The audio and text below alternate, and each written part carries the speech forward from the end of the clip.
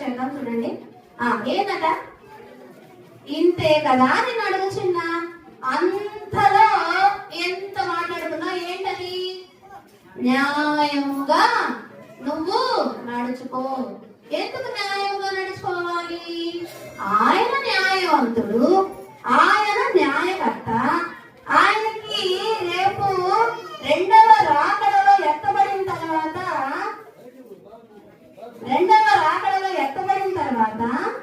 ఎత్తబడడానికి ముందు పాదేశ్వరం ఉన్న అందరిని వచ్చి మనం తీసుకొని వెళ్ళిన తర్వాత ఏముంది? తీర్పు ఉంది. ఆ తీర్పులో ఆయన ఆ న్యాయపీఠము మీద కూర్చొని ఉన్నాడు. మనమందరము కూడా ఎదురుగా నిలబడాలా?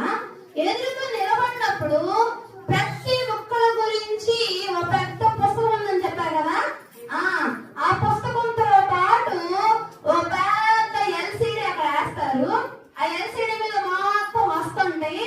ఏమన్నారు అక్కడ?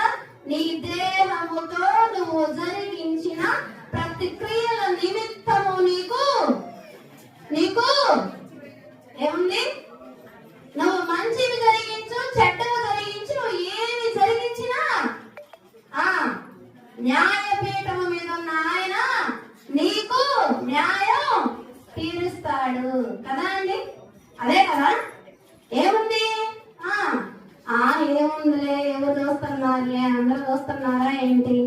ఆయన గంపంత కన్నేసుకొని చూస్తున్నారు కదా. అర్థమవుతుందా?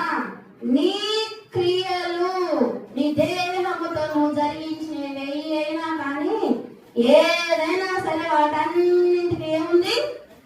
న్యాయవంతుడు న్యాయము తీరుస్తాడు. కాబట్టి నువ్వు ఎలా ఉండాలి?